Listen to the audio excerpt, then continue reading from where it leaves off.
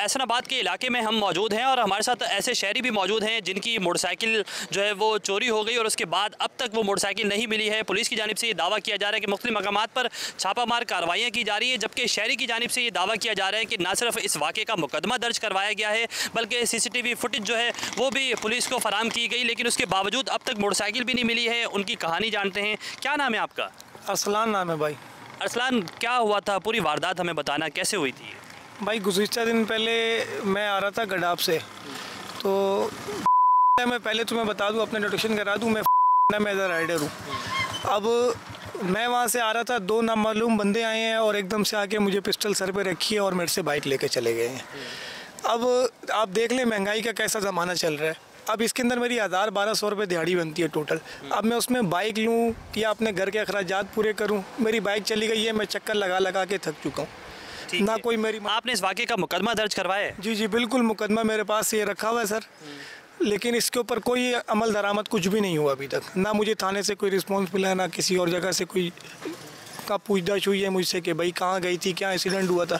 बस उन्होंने एक FIR काट के मुझे दे दी, बस बोला। ये दोबारा जिस बाइक पर बैठे हो, अपनी बाइक ये दोबारा ख़रीदी? पहले वाली बाइक जो गई है वो कितने की ख़रीदी थी? भाई पहले वाली बाइक मैंने 78,000 रुपये की ली थी, वो भी किस्तों पे ली थी। उसकी इंस्टॉलमेंट अभी तक मैं पे कर रहा हूँ और अभी ये दूसरी बाइक कज़न से मांग के लाया हूँ कि किसी तरीके से घर की किफ़ालत तो कर दूँ मैं। ओके, और पुलिस क्या कहती है, क्या दावा कर रही है? आप ये मुकदमा दिखाइएगा, ये मुकदमे की कॉपी भी आपके पास मौजूद है, क्या कहती है? सर पुलिस तो कुछ भी नहीं कहती। पुलिस कह रही कि हम पकड़ रहे हैं, अभी जा रहे हैं, वकुआ देख के आए हमारे साथ जाके, बोला ये इस जगह पे इंसिडेंट हुआ है, CCTV फुटेज नहीं लगी हुई यहाँ पे। वो जो पुलिस के बहाने सर, पर पुलिस पता नहीं काम कर रही है नहीं कर रही है, पर हमारी बाइक अभी तक नहीं मिली सर। ये ऑनलाइन जो डिलीवरी करते हो उससे कितने पैसे कमा लेते हो? शादी हो गई है, कैसे अपने गुजारा करते हो? और ऊपर से ये मोटरसाइकिल चली गई जो आपने पहले ही किस्तों पर ली थी वो मोटरसाइकिल। सर उसकी इंस्टॉलमेंट अभी तक मैं पे कर रहा हूँ। टोटल मेरी 1000-1200-1300 रुपये दिहाड़ी बनती है, इससे ऊपर दिहाड़ी नहीं बनती। काफ़ी लोग का काम करते हैं, किसी से पूछ लें 1200-1300 रुपये से ऊपर दिहाड़ी नहीं बनती है सर। और उसके अंदर मेरे 2 बच्चे हैं, मैंने उनका भी गुजर बसर करना है, ऊपर से मेरी बाइक चली गई, इंस्टॉलमेंट उसकी अभी तक मैं पे कर रहा हूँ। किसी तरीके से भी कहीं से मांग के तांग के सर इतना कर्जा मेरे ऊपर चढ़ चुका है कि मैं बता नहीं सकता हूँ। जी बिल्कुल, ये अरसलान की कहानी है और इसका मुकदमा भी हमारे पास मौजूद है और मुकदमे की कॉपी में बाकायदा तौर पर ये लिखा गया है कि इसके पास जो मोटरसाइकिल थी वो एहसनाबाद के इलाके से इससे छीनी गई और उसके बाद अब तक 10 रोज़ गुजर चुके हैं, इसकी मोटरसाइकिल भी रिकवर नहीं हुई। बल्कि कराची के बेशतर थानों में जो मोटरसाइकिलें चोरी होती हैं या फिर छीनी जाती हैं, उसके बाद उन वारदातों के बाद उन मोटरसाइकिलों का कुछ पता नहीं चलता। पुलिस की जानिब से ये दावा किया जाता है कि बेशतर मोटरसाइकिलें रिकवर भी की जाती हैं, जबकि ऐसी मोटरसाइकिलें भी हैं जो शहर से बाहर जो है वो मुंतकिल कर दी जाती है। ना सिर्फ शहर से बाहर बल्कि इंकशाफ ये हुआ है कि बलूचिस्तान के इलाके में भी जो है वो मुख्तलिफ मोटरसाइकिलें मुंतकिल कर दी जाती हैं, जिसकी वजह से मोटरसाइकिल की जो रिकवरीज है वो बहुत ज़्यादा कम है। ना सिर्फ अरसलान की ये कहानी है बल्कि आगे चलते हैं मज़ीद भी जानते हैं कि लोगों के साथ जो वारदात होती है उसके बाद वो क्या आया मोटरसाइकिल दोबारा ख़रीद पाते हैं या फिर जो भी उनके साथ वारदात होती है क्या उसमें दोबारा से वो उसमें एक्टिव हो पाते हैं या नहीं। हमारे साथ रहिए। वाक़े की तफसीलात आपने जानी, एक और विक्टिम की तरफ आपको लेकर चलते हैं। कराची में काशिफ मुश्ताक एक बस स्टैंड पर मौजूद हैं और वहां से रिपोर्ट कर रहे हैं एक और मुतासर शख्स के साथ पेश आने वाले वाक़े की रुदात। जी काशिफ। अच्छा जी, हम इस वक्त एक बस स्टैंड पर मौजूद हैं और इस बस स्टैंड पर आने की वजह यह है कि एक और स्टोरी और विक्टिम के हवाले से आपको बताएं कि उसकी क्या कहानी थी, यहाँ आने का मकसद क्या है। हमारे साथ एक विक्टिम मौजूद हैं जो इसी बस स्टैंड पर काम करते हैं, उनसे भी जानेंगे और इनकी शनाख्त छुपाने का मकसद ये है कि आया जब ये केस परसू किया जाए तो उसमें जो है वो इनको मुश्किलात का सामना ना करना पड़े, इस हवाले से इनकी शनाख्त छुपाई जा रही है। लेकिन हम इनसे बात करेंगे। बताइएगा क्या नाम है आपका और ये वारदात जो आपके साथ हुई वो कैसे हुई? असगर नाम है मेरा। मैं लालू खेत बचत बाज़ारों में काम करता था। लालू खेत में सामान ख़रीदने गया, बाइक दुकान के बाहर खड़ी की। जैसे 15-20 मिनट के बाद ख़रीदारी करके वापसी आया, बाइक नहीं थी। फिर मैं थाने में गया तो उन्होंने FIR काटी नहीं, दरख्वास्त वगैरह की। बस जब जाओ आज मिल जाएगी, आज 3-4 चक्कर काटे। इसी वजह से मेरा काम भी छूट गया। बाज़ार में लेट पहुँचा था बसों पे। अभी बस स्टैंड पे काम करता हूँ, सफाई वगैरह करने की। अभी कितनी दिहाड़ी है तुम्हारी ये बस स्टैंड पे तुम काम? 800-1000 रुपये मिलता है। बाज़ार जाता था, वहाँ सुबह बाइक पे टाइम पे पहुँचता था, टाइम पे आता था, वो वहाँ 1200-1500 बन जाता था। यहाँ भी 800-1000 रुपये देते हैं। ये जो बाइक तुम्हारी गई है, इसके कितने की ख़रीदी थी और उसके बाद ये पुलिस इस पर अब क्या कहती है? इस पर रोजनामचा तुमने करवाया, एंट्री करवा दी इसकी? जी, हर चीज़ करवाई है, बस जब जाओ बस बोलते हैं कर देंगे कर देंगे कर देंगे, मिल जाएगी तो देख लो, खड़ी है तो देख लो, बाहर नहीं मिलती बस हम वापसी आ जाते हैं। फिर मैंने 3-4 दिन गया, अभी फिर उधर किराया लगता है, जाना ही छोड़ दिया, अभी फिर इधर काम पे लग गए हैं। यहाँ जो काम कर रहे हो, पहले तुम बाइक पर जो है बचत बाज़ार के अंदर काम करते थे, अब यहाँ मीनारी का सामान लगाते थे, स्टॉल व स्टॉल लगाते थे, कैचर पोनी अच्छा सुकून से खाते थे, पीते थे, कमाते भी थे, बच्चों को घर भी गांव भी भेजते थे। अभी तो बस ऐसे अपना खाना पीना अज़ाब में आ गया। अब कितनी दिहाड़ी है यहाँ पर? 800 रुपये दिहाड़ी मिलती है, हम मकान का किराया दें, खुद खाएँ या गाँव भेजें। इसी और ये वजह जो से बाइक ली थी तुमने, वो कैसे ली थी? अब दोबारा बाइक क्यों नहीं ले पा रहे? बाइक भाई पहले तनख्वाह मिली थी 25,000 20,000 दे के एडवांस किस्तों पे बाइक ले ली, 3,000 किस्त भरते थे, खुद भी खाते पीते थे। अभी पैसे नहीं है, 20,000 हों तो किस्तों पे ले एडवांस दे के। अब इसी वजह से हालात तंग है, बाइक खरीद ही नहीं पा रहे। नाज़रीन, पकड़े जाने वाले गैंग के हवाले से पुलिस का क्या मौक़िफ़ है और अब तक क्या तफसीलात हमारे सामने आई हैं, और आया इस गैंग को सज़ा मिल पाएगी भी या नहीं, और पुलिस इस हवाले से कितनी पूरी उम्मीद है, हमारे नुमाइंदे काशिफ मुश्ताक से जानते हैं।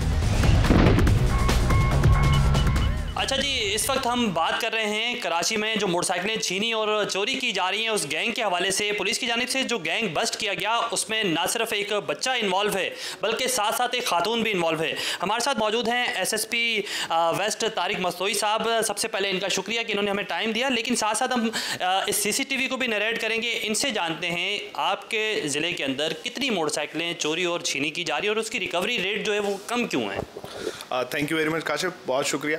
जैसा कि आपने कहा, तो बहैसियत ज़िले सरबराज डिस्ट्रिक्ट वेस्ट पुलिस और कराची पुलिस में जो एक्सपीरियंस हुआ है, तो कराची पुलिस के में काम करते हुए 2 क्राइम जो है वो बहुत इफ़ेक्ट करते हैं आम शहरी को भी और पुलिस के लिए भी। एक तो उसमें है स्ट्रीट क्राइम, जिसमें मगिंग आ गया, मोबाइल फ़ोन स्नैचिंग हो गया, और सेकेंडली जो मोस्ट इंपॉर्टेंट क्राइम है जो हमें डिस्टर्ब करता है और जो आम आदमी की लाइफ पे जिसका असर होता है, वो है व्हीकुलर क्राइम, जिसमें व्हीकुलर थेफ्ट भी आ जाता है, जिसमें 4 व्हीकल थेफ्ट हो गया, जिसमें 4 व्हीलर स्नैचिंग हो गई, 2 व्हीलर थेफ्ट एंड स्नैचिंग आ गई। तो ये 2 मेजर इश्यूज़ हैं जिसका सामना हमें है, और इस चीज़ पे अल्हम्दुलिल्लाह जो पुलिस की कमांड है उस पर हमारा फोकस भी है। और दूसरा जो आपका सवाल का हिस्सा है कि जी कितनी मोटरसाइकिल चोरी होती हैं और इसमें से रिकवरी का रेशो कम क्यों है, तो वो भी एक रीज़नेबल अमाउंट है, जिसमें रिकवरी ऑलमोस्ट हमारी 40 to 45% के करीब रिकवरी है जो चोरीशुदा मोटरसाइकिल हैं।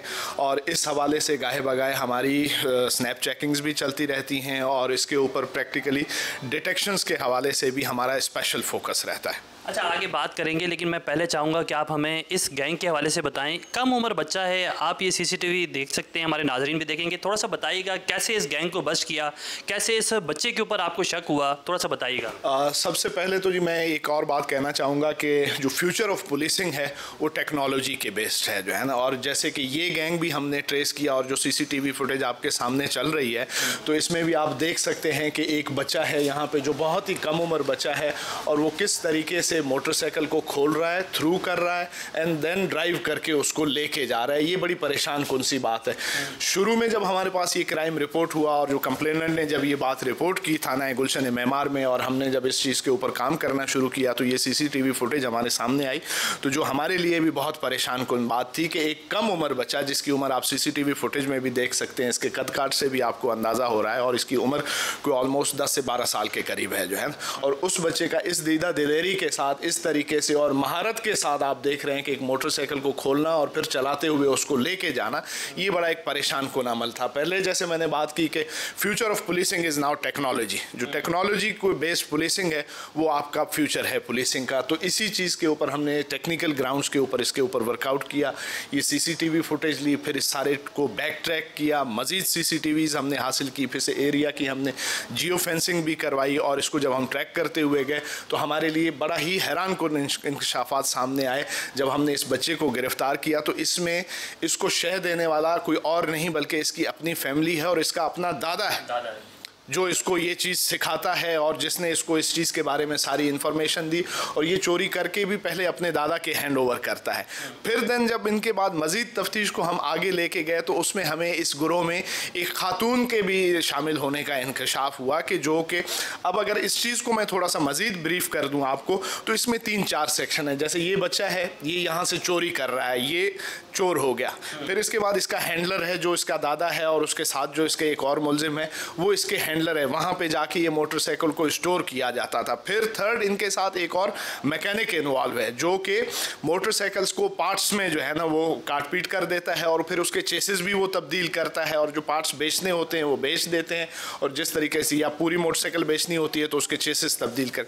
फिर तीसरा इसमें जो एंगल है वो ट्रांसपोर्टेशन का है, जो हमारे लिए बहुत इंपॉर्टेंट है, क्योंकि हमारी कराची का बॉर्डर और मेरे डिस्ट्रिक्ट का बॉर्डर, डिस्ट्रिक्ट वेस्ट का बॉर्डर जो है वो हब के साथ, बलूचिस्तान के साथ लगता है। ये सवाल भी मैं आपसे करने लगा था कि क्या ये मोटरसाइकिलें कराची में ही इसके पार्ट्स के शक्ल में ये फ़रोख्त होती हैं, या फिर आपके डिस्ट्रिक्ट से ये दूसरे डिस्ट्रिक्ट में जाती हैं, या सूबे बदर हो जाती हैं, दूसरे सूबों में लेके जाया जाता है? इस देखें काशिफ, इस हवाले से हमारी बड़ी एक्सटेंसिव हमने अपनी कंपेन, हमने इस चीज़ को फोकस रखा हुआ है स्ट्रीट क्राइम के ऊपर और व्हीकुलर क्राइम के ऊपर।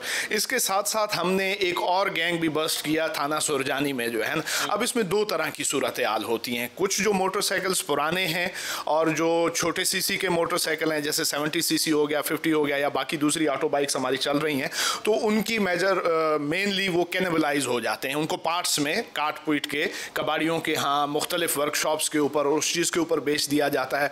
और जो नए मोटरसाइकिल्स होते हैं लाइक 110 हो गया, 125 हो गया, या 150 मोटरसाइकिल्स आ गए, तो जिनकी कंडीशन बेहतर होती है, तो वो इन दोनों ग्रुप्स के थ्रू हमें, क्योंकि इससे हमें एक साइजेबल रिकवरी भी हमने की है। उसमें मोटरसाइकिल के बहुत ज़्यादा चेसेस हैं, मोर देन 150 चेसेस जो है ना हमने उसमें रिकवर किए हैं, मोटरसाइकिल्स भी रिकवर किए।